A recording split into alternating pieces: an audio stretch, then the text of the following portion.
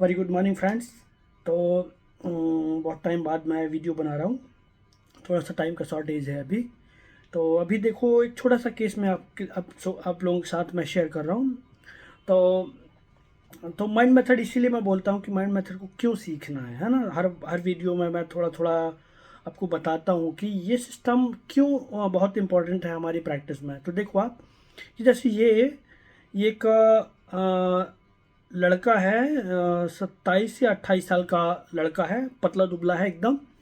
और हमारे एक फार्म में काम करता है, ठीक है। तो ये जानता है कि ये भैया डॉक्टर है, होम्योपैथी का डॉक्टर है। तो ये यहाँ पे मुझे उसने कॉल किया और दवाई लेने के लिए आ गया, ठीक है।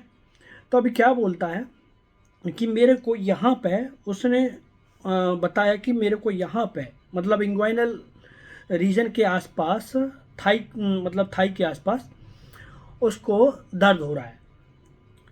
और दर्द हो रहा है करीब 7-8 दिन से।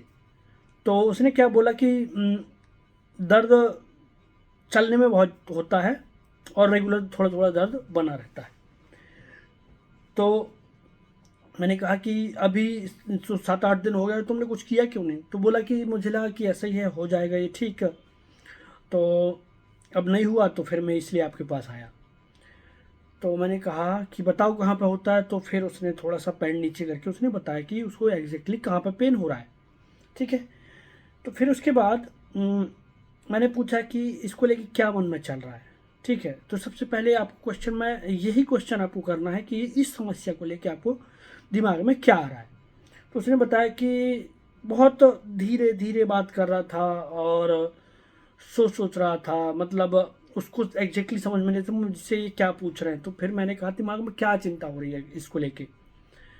तो क्योंकि जनरली होम्योपैथी में वो समझ नहीं पाती कि डॉक्टर क्या पूछना चाह रहा है और वो क्या समझना चाह रहा है, ठीक है। तो उसने बताया कि कुछ खास चिंता नहीं है, बस ये दर्द हो रहा है। तो ये दर्द, तो मैंने कहा इस दर्द को लेकर क्या मन में आ रहा है। तो आप समझ सकते हैं कि कई पेशेंट होते हैं दर्द क्यों हो रहा है ना। तो ऐसे हमारे कुछ रूब्रिक्स निकल के आते हैं। तो ये पेशेंट ने बोला कि धीरे धीरे हर बार बार पूछने पर वो जवाब दे रहा था कि कहीं ये दर्द बढ़ ना जाए, है ना। तो मैंने कहा कैसे ना बढ़ जाए। तो बोला कि अरे बहुत एक बार हुआ था मेरे को, उसका ऐसी टोन था कि एक बार 7-8 साल पहले मेरे को हुआ था, ये तकलीफ़ हुई थी।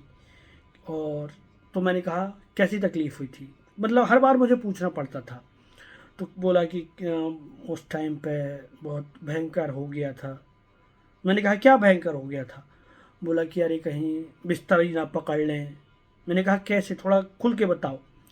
तो फिर उसने बताया कि अरे वो 7-8 साल पहले वहाँ पे मवाद बन गई थी। और मवाद बनने के बाद एक लंबा काम हो गया था। फिर डॉक्टर ने वहाँ पर चीरा लगाया और बहुत सारी दवाइयाँ दी और बेड रेस्ट के लिए बोला। कम से कम महीनों गए मेरे इसी में। तो मैंने कहा अच्छा ये चिंता है। मैंने कहा और क्या मन में आ रहा है? तो इसको लेके क्या, यदि बिस्तर पे आ जाओगे तो क्या? तो बोलता है कि वो तो ठीक है बिस्तर, लेकिन वो बहुत भयंकर था। वो जो तकलीफ़ थी वो बहुत भयंकर थी। कहीं ये वही तकलीफ़ तो वापस ना आ जाए, है ना। इसलिए अब मुझे थोड़ा सा मन में आ रहा है वो तकलीफ़ को लेके। तो ये था, इतना छोटा सा केस था, ठीक है। इस केस में आप समझ सकते हैं बहुत और सीधा सीधा आपको रूब्रिक लगाना है, आप समझ ही गए होंगे। तो फियर अरेस्टेड ऑफ बीइंग, वो जो बिस्तर उसने पकड़ लिया था लास्ट टाइम, वही उसके दिमाग में फिर से आ रहा है। कहीं ऐसा ना हो जाए कि मैं बिस्तर पे आ जाऊं। और ये करता धरता कुछ नहीं है, ठीक है। एक छोटी सी 8,000 रुपये का हमारे फॉर्म में काम करता था। तो कुछ उसको उसको चाहिए था 500 रुपये और चाहिए था। बट इसका काम का लेवल बहुत अच्छा नहीं था, इसलिए इसको 500 रुपये कम दिए गए इसकी एक्सपेक्टेशन के हिसाब से। इसलिए उसने काम भी छोड़ दिया, ठीक है।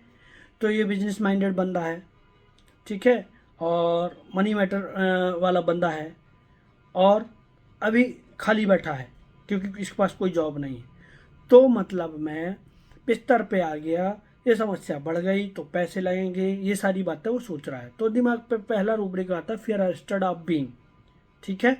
और दूसरा रूप एक आता है फियर ऑर्डियल ऑफ, ठीक है। ऑर्डियल मतलब वो ऑर्डियल ऐसा, उसको जो तकलीफ हुई थी लास्ट टाइम, ये आपको कई बार आपके पास ऐसे लोग आएंगे, किडनी का, है ना, कोई भी एब्डोमिन तक, एब्डोमिनल कंप्लेंट्स लाइक अपेंडिसाइटिस, ठीक है, और pancreatitis, gall bladder stone, renal stone, इनमें बहुत सीवियर पेन होता है। तो पेशेंट को लगता है कि ये जो तकलीफ है कहीं वैसी ना हो जाए, तो ये जो बहुत भयंकर जो तकलीफ होती है, मतलब जानलेवा तकलीफ होती है ना, तो वो तकलीफ से वो पेशेंट वापस नहीं जाना चाहता, नहीं गुजरना चाहता, इसलिए वो अवॉइड करता है, वो डरता है कि वो तकलीफ कहीं वापस ना हो जाए।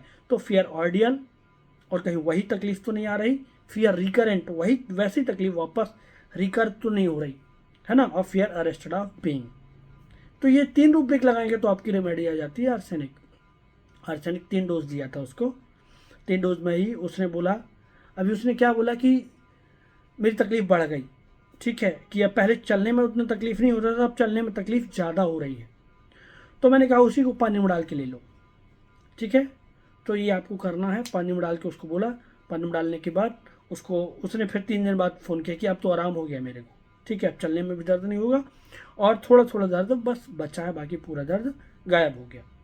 तो इस तरीके से आपको भी देखना है पेशेंट को, इस तरीके से प्रैक्टिस करनी है। सबसे इम्पोर्टेंट होता है मेडिसिन सिलेक्शन, और उसके बाद उसका रिपीटिशन एंड पोटेंसी। तो सिंपल 30 ही दिया था, वाटर डोज दिया, वाटर डोज से पेशेंट सेटल हो गया। तो आप समझ सकते हैं कि ये बंदा किस तरीके का है, और हमने क्या रूब्रिक लगाए, इस तरीके से पेशेंट सॉल्व हुआ, है ना। तो आर्सेनिक मेडिसिन आपकी क्लिनिक पर बहुत पेशेंट आएंगे, तो आपको ध्यान रखना है। मैंने और भी केसेस पोस्ट किए हैं आर्सेनिक के, आप देख सकते हैं मेरे यूट्यूब चैनल पर। Thank you, thanks for watching. और जो लोग हमारे ग्रुप से जुड़ना चाहते हैं, होम्योपैथी को सीखना चाहते हैं, तो वो मुझे कॉल कर सकते हैं। Thank you, thanks for watching.